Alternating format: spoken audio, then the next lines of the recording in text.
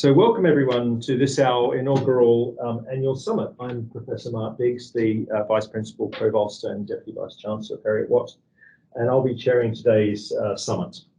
Now, before I run through the introductions of the panel that I have here today for the summit, it's perhaps worthwhile me giving some background to this event and why we're doing it. So back in 2020, which seems like a long time ago actually, the university was working on its renewal of its Bronze Athena Swan Award, and it was also developing the new equality outcomes that cover the period from 2021 to 2025. The equality outcomes, for those that are not aware, this is a requirement that the Scottish Government and the UK Government put on institutions such as universities to address inequality or EDI related aspects of the organisation and the way they operate and what they do. So these processes fed into each other and included an engagement with the student community, and out of that the full-time officers of the student union felt that putting aside some time to create a forum such as this where we could focus on EDI but wasn't part of a formal committee structure or the formal governance structures would be really helpful, and they felt that this would also create a safe space for us to have a conversation. And so from that, finally, after the pandemic, we're gathered together here today on the panel, and thank you very much, panel, for coming along to indeed deliver on that promise that was made a number of years ago during the course of the pandemic. Now, the full-time officers of the Student Union, as well as the Student Parliament, have worked together over the recent period to come up with a range of topics for us to discuss. And of course, inevitably, there's more topics to discuss than we have time. So the Student Union full-time officers have worked together with the EDI team of the university to prioritise some questions, and we'll deal with those here today over the course of the next 40 or so minutes. So I perhaps now, having given that context, and hopefully that's all very clear to everybody that's involved as well as you out there in the ether, I'd like to now just introduce those that are sharing the podium here with me today. So we have Scott Anderson here on my right, of course, the Student Union President. And we have Jordan Noble, the VP for Wellbeing, here on my left, and Scott Dan, of course, the President of the Sports Union. Thanks very much, Dan, for stepping in, I think, relatively last minute. And Paul Dalgarno, of course, a colleague from EPS, who is a Director of Learning and Teaching, actually, in EPS.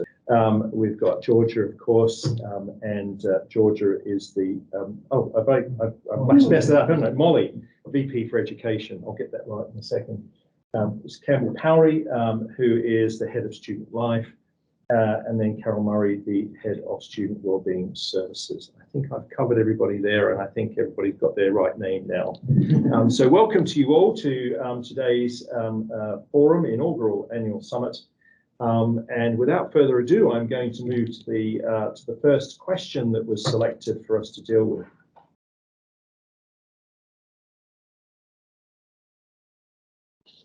So we've had some questions raised about supporting students throughout their time at Heriot-Watt University, and particularly those that are more marginalised.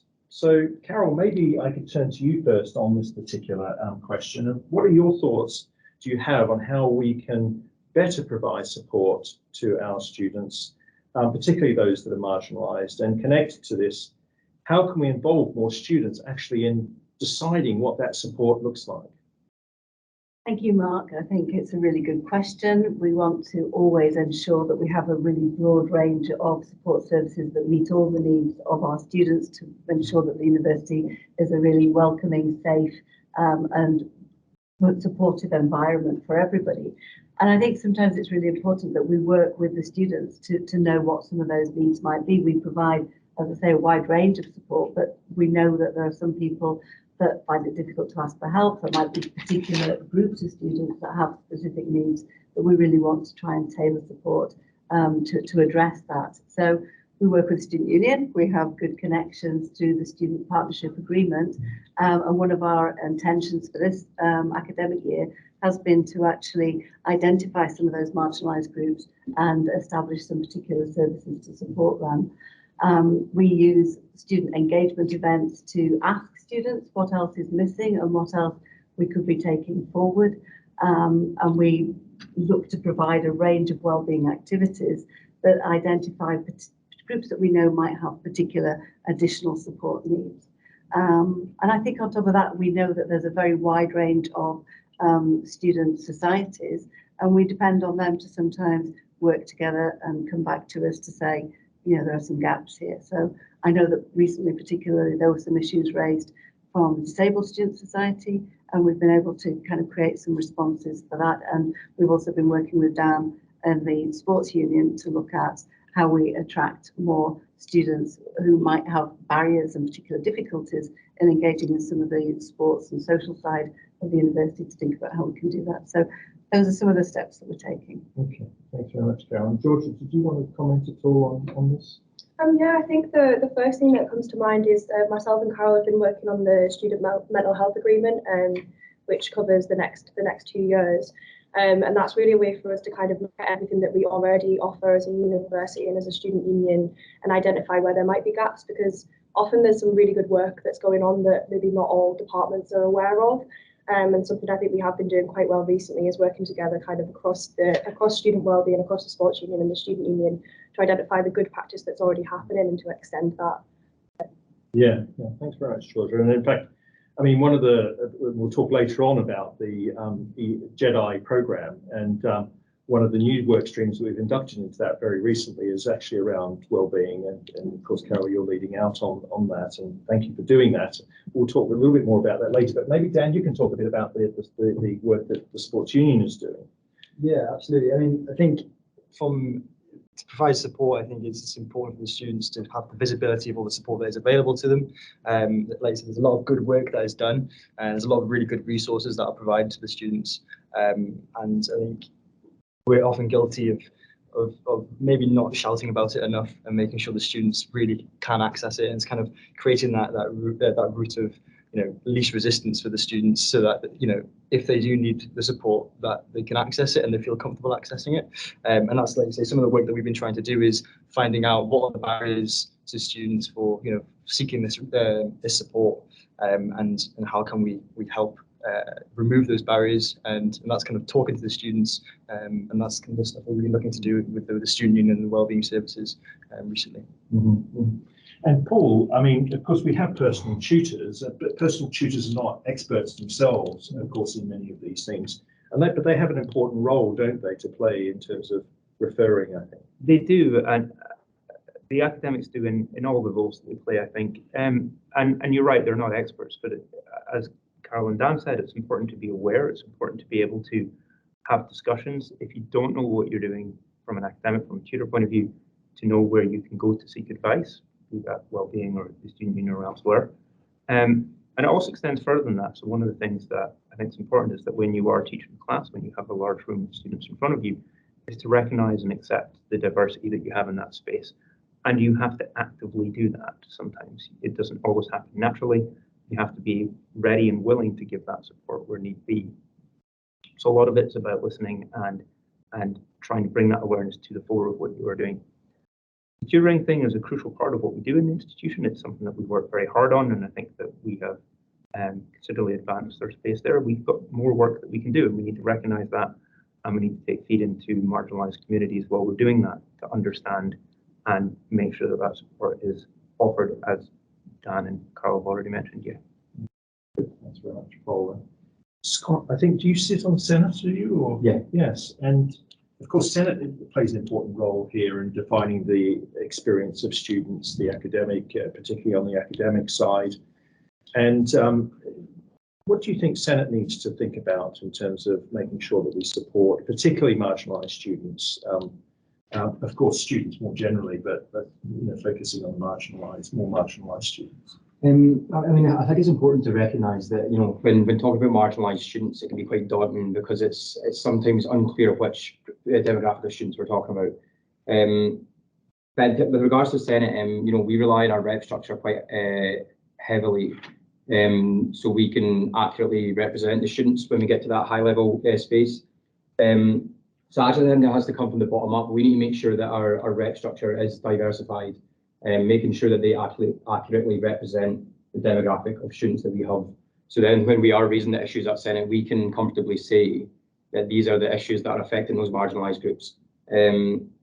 Yeah, I think Senate needs to recognise that we bring these issues from a basis from our rep structure, but I think we need to try and diversify our rep structure. So when we bring these issues to Senate, we feel more comfortable that we're representing a wider range of students. Yeah, very good point, Scott. And of course, it's important as well, presumably, that those representatives in the departments and so forth are engaging with the academic members of Senate as well. So really, right at the coalface, actually, they're interacting. Very good. Good. Great. Well, thanks very much. And we've got another question, which I'm now going to move on to. So the institution, let me be very clear, is absolutely committed to supporting the LGBTQ+ community, both within the institution, but of course more widely. And one way of doing that is to support our community is to mainstream the use of pronouns at Heriot-Watt. But Campbell, are we doing enough, and are we doing it quickly enough? Yeah, I'd agree with you, Mark. We absolutely need to support the ability for students to reflect their preferred names and pronouns within our systems, and also for that information to flow to where it needs to flow as well. So having it sitting within a system without staff who are student facing being able to access that and being able to address students in the manner they would prefer is would be a wasted opportunity. I think, to be honest, we are a bit behind the curve. We currently collect preferred names within our registration system, and that does flow into our virtual learning environment as well, the VLE. But we are revitalising our student systems at present, and we are reviewing the student enrolment process, which will go live in September of 2023, and the addition of pronouns as part of that work, as will feed into the VLE, the Canvas virtual learning environment as well. So this is a piece of work that we are prioritising for next academic year. And also the information in the older in the current system is only collected at the point of enrolment or re-enrolment. So we're looking at making this more of a self-service feature whereby people can go in and update that information as and when they feel they would like to. So there's a lot happening over the summer. So I think we're moving from a position where I was not comfortable to one where we're certainly meeting the needs of our student population. So there's a lot of work going on in that space just now. Yeah. And if I understand correctly, Campbell, I mean, this is where we're working on Banner maybe, or systems like that, that a legacy in some sense, and they've not moved on with the times, but now the new version will actually catch up. Is that right? Yeah, Banner's the student record system, and there's a major system revitalisation project, and it's hitting the enrolment process now. So we will see those benefits. So there's a lot of work going on internally to streamline and update that process, and it will go live in September. And the key thing is it's how it feeds out as well into the VLE, so that academic staff then, without having to go into the core student record system, are able to easily access preferred names and pronouns, so that they can reflect those when they're addressing students within the teaching and learning environment. Yeah. So yeah. And Paul, let me just pick up with you. I mean, to what extent are our academic colleagues and indeed staff more generally, in your experience, actually aware of the need to be conscious of preferred names and pronouns? I think the honest answer is, of course, it's variable. I mean, we have made significant progress in this area. I think it's very reflective of society as a whole, I would say, is a very general statement. I've not been aware of particular issues, but I echo what Campbell just said. The importance is where you get the information so that you can act on it. So you need to be able to respond to individual students if they raise it with you. And I can confidently say staff do that and recognise the importance of that, of course. But to proactively do it, to be seen, to be putting the effort in to do it. So how do you get access to that record system?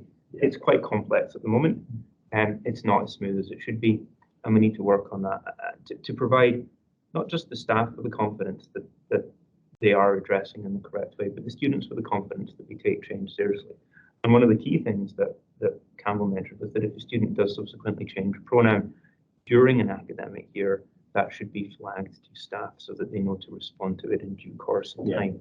And that's really key. So I think the changes brought in will really, really help that. Yeah. Good, thanks, Paul. Molly, what do you think we can do better from a student perspective? I think that, as Campbell mentioned, sometimes we can be behind the curve on certain things when it does come to pronouns and preferred names and just I suppose change in general. And I'm not quite sure how we get ahead of that, but maybe having more of a listening ear and, as Scott said, diversifying our rep system so that there are people who are affected by these matters and feel comfortable enough to come forward and speak on it and say, well, I'd really prefer it if I could put my pronouns on Canvas. I don't want to rehash what other people have said, but And one of the things that I find frustrating is on Teams you can't change, you can't put pronouns. So I use pronouns and I do that when I use Zoom, but I can't do it with Teams, and I find that very frustrating actually. So we've still got some work to do, I think. And it's not as if Teams, which is produced by Microsoft, by the way, should be behind the curve on that, but because they do update it routinely, usually not always competently in my experience. But anyway, there we are. Carol, what's your experience of this in terms of because of course you and your colleagues interact with students routinely and so forth. How do you see this? I think it brings a different layer of stress for the students, to be honest, because they're working between the different systems. And as you're just saying, you can have the experience of working in one sort of media mode and you can update the information, and then you go into a different system and it's not there. And I think it's just such a big thing. Often coming to university is a time of change for people, and it's not unusual for people to use this as an opportunity to really think, and gender identity, is clearly a big issue, and people want to be known for who they are and to have the space to really put that into practice in a way that might not have been possible before coming to university. And so I really think that in itself is such a big process. The last thing we want to be doing is actually making that more complicated for people.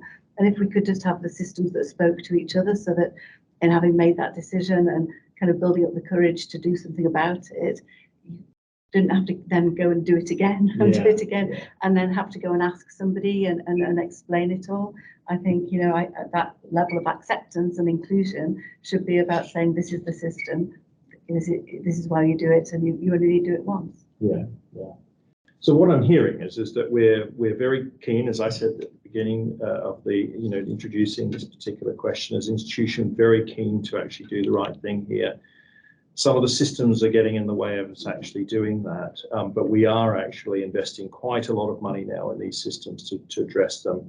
And of course, then we also have all of the support network around students to try and support them through that as best as we possibly can. Georgia, I mean, I don't know whether you wanted to make some comments before we move on at all, as your role as VP for Wellbeing.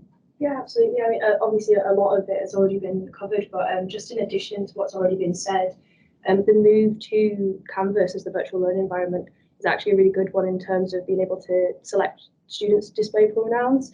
It's just not necessarily clear how to do it. It is a simple process. It's just not necessarily explained to students this is how it's done. And that, I think, can be a piece of work both from the university and the student union side of things on raising awareness of how to do that, because it's very, very simple.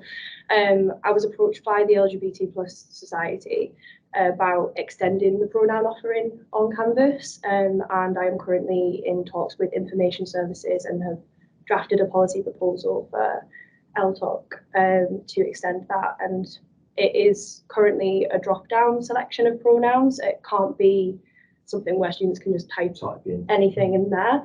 And that has been something I've had to explain a couple of times, but once you do explain it, it's quite evident why that would be a bit of a problem.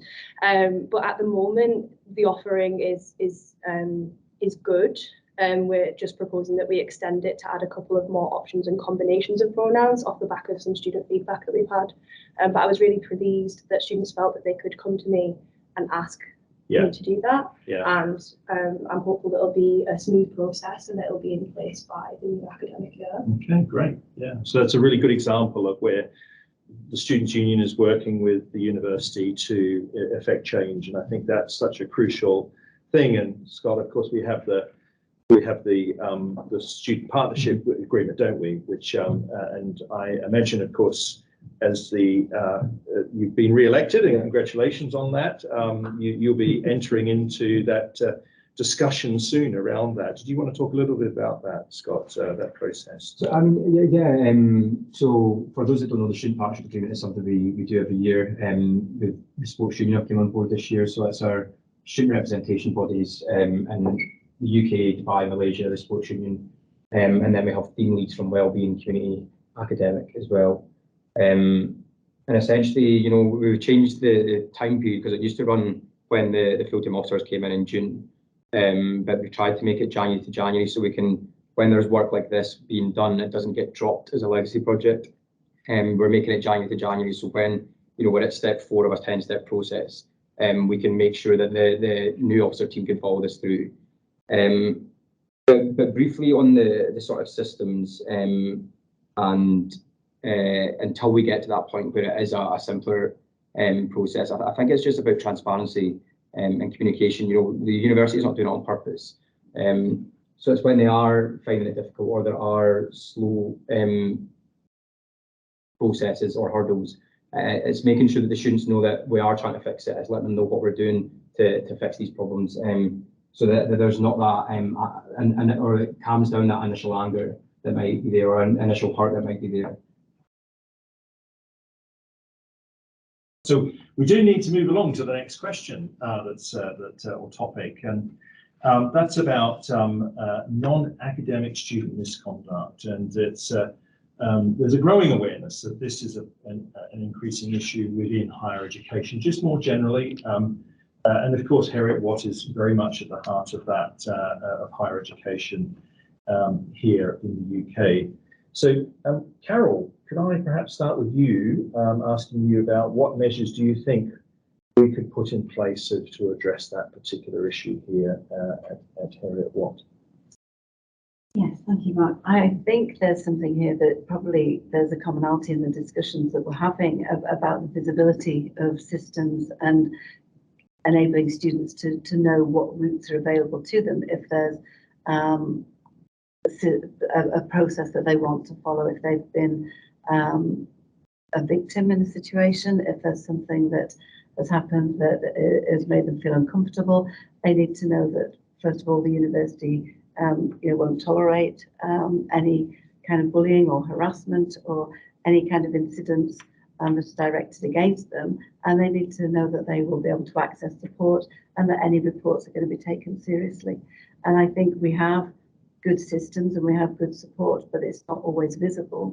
Part of the challenge with that is that nobody comes to university expecting that horrible things are going to happen. Everybody comes with high expectations that we want to support, and so when something does go wrong, it can be really difficult actually finding out the route to take, and it could just be really difficult acknowledging what's happened and knowing when the right time is and where to go to access that support. So I think that there's work for us to do on just making the systems more accessible and more visible, and actually being clearer about some of the expectations around behaviour, because we all know that everybody comes with, as I say, maybe high hopes and lots of fun, and there are times when things go horribly wrong, and people sometimes find themselves in difficult situations where they're being accused of something that's gone horribly wrong that wasn't necessarily the intention at the outset of the day, and so it's a very tricky balance sometimes between helping people take that personal responsibility, really think about their accountability and the values of the university, that if we can actually work to respect one another and set about doing what we've come to do, life gets simpler. But sadly, there's times when it goes wrong. And I think we have got some work to do around helping people manage all of that. Yeah. So, I mean, as they say, prevention is better than cure, isn't it? So, I mean, what are our thoughts about how we could perhaps work to prevent these sorts of things happening in the first place? Is there any thoughts around the group on that? So, I mean, it definitely needs to be a proactive approach, again, like similar sentiments to our previous conversations on the other topics. I think exploring consent modules in some way, shape or form is absolutely key. And that is, again, same sentiments, that it's at the beginning of people's student experience, but also interwoven throughout student experience as well. I also think that our current reporting system is lacking, and that needs to be replaced, which we have been in discussions around report and support for some time now. I'm really keen for that to be implemented in the new academic year, if possible. I think as well, obviously we're talking generally about non-academic student misconduct. I think that also encompasses things like drug use, and I think that both the university and the student union need to look at how we handle student drug use and taking more of a sense-based approach to that, because that's what's been proven to work. Yeah, good. Thanks very much, Georgia. And Dan, of course, sports role models are held up quite a lot, aren't they? Both in terms of examples of bad behaviour or bad conduct as well as good. And so, what role do you think the the sports union actually has to play here? Yeah, it's quite an interesting one. I think definitely there's a part in there about education, and you know, as a sports union, we have lots of mini cultures within our university union. So within the clubs, and there's fantastic opportunities there to set good behaviours, to set good cultures, and become a very welcoming and inclusive sports union, which I believe we are very good at that already. Small things kind of like calling full time on initiations and making sure that students feel very comfortable. But on the flip side, if students are made to feel uncomfortable and feel that they're victims of certain things, that there's proper reporting places for them to go to. But like you say, sport in general has a fantastic opportunity to highlight and to educate, and I think there's a lot that can be done around that subject through, like say, role models and good role models, because there are a lot out there. Yeah. And my sense is that we probably do need to do more of that. I think is my sense as an organisation. So once again, probably another place where the students' union and the university can work closely together. Campbell, did you want to offer some thoughts on this? Yeah, just to firstly agree with Dan. I think the importance of role models and positive role models, and there was a piece of work done about bystander intervention about a year and a half ago. We received some funding, and I think that was it's an incredibly valuable piece of work about people stepping in to that space and not kind of watching things unfold.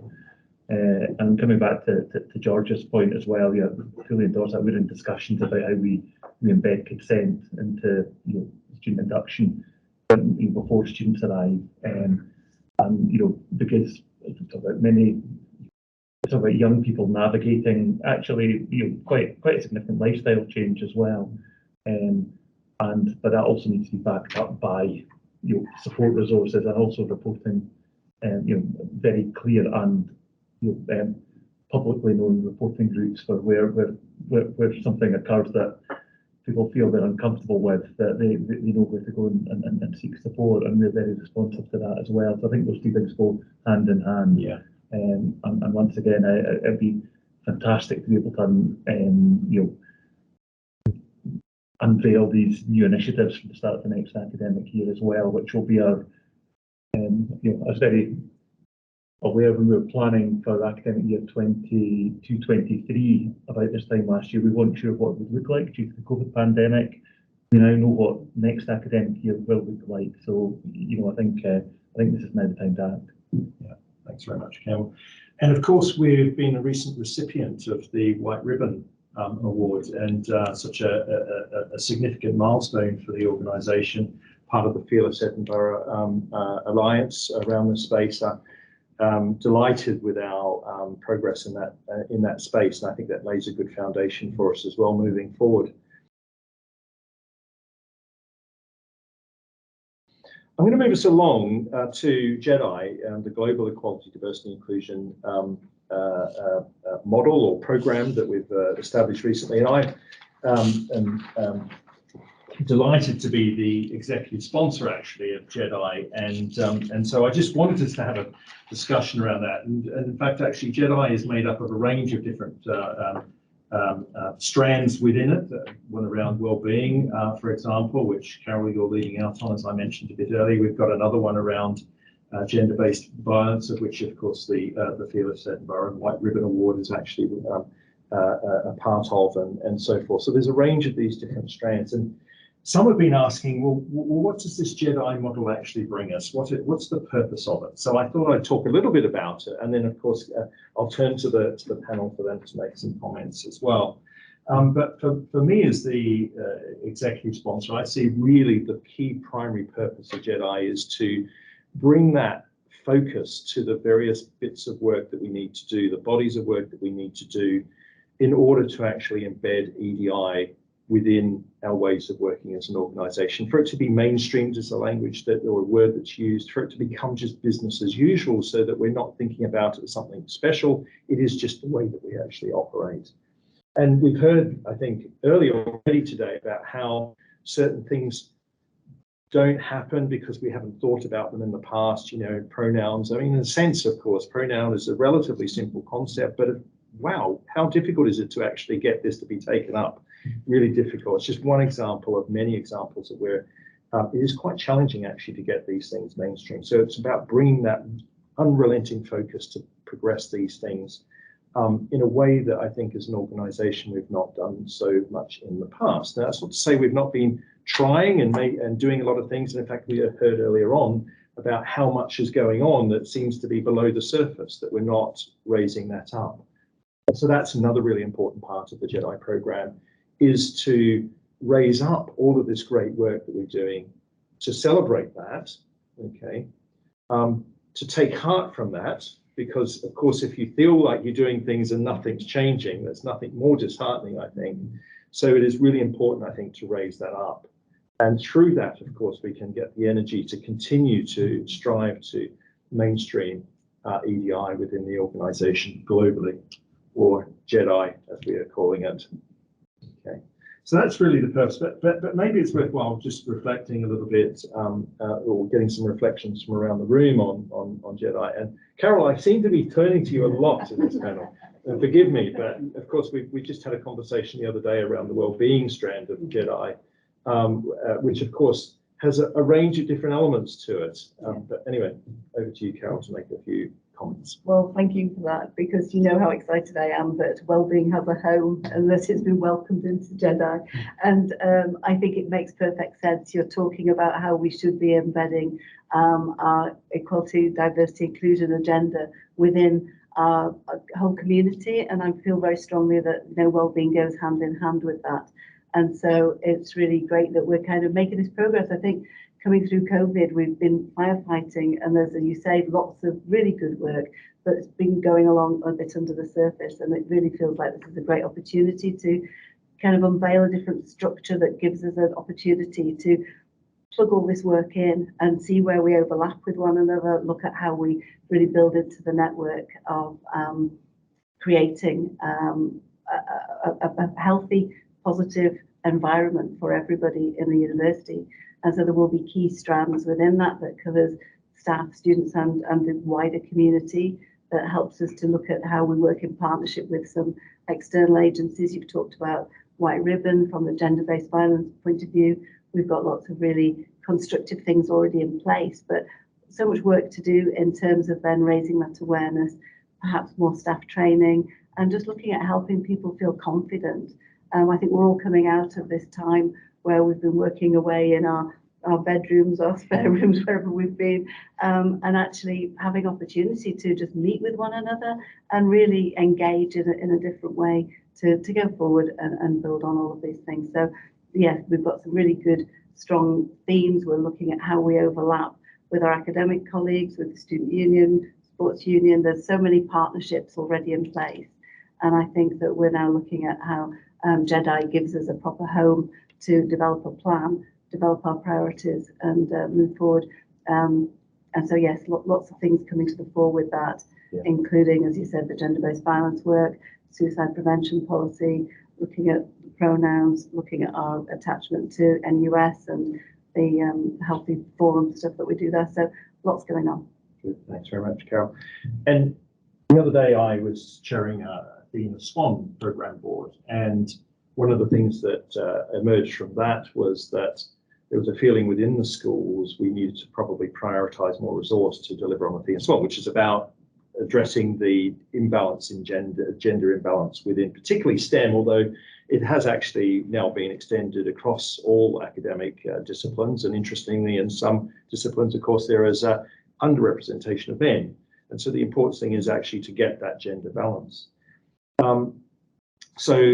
Colleagues are actually able to tap into me as a member of the executive, and I will be having conversations now with the schools around that. And Paul, of course, there's many pressures on schools and to deliver not just the academic side of things, but other side of things. Do you want to talk a little bit about what is going on in the Athena Swan space, for example, within EPS? Yeah, certainly. So I'm from engineering and physical sciences. So engineering, physics, traditionally very, very gender unbalanced subjects, and also cultural as well. And challenges that we've been facing for a number of years in these fields for a long time, and little progress in many ways if you look at the rather horrendous statistics in this space.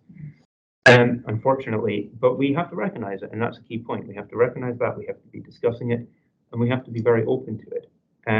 There's loads of work. I've only got a short time. I could speak about this for hours, but one of the things that we should be doing is make sure that we are having these discussions. We should bring into our curriculum and our teaching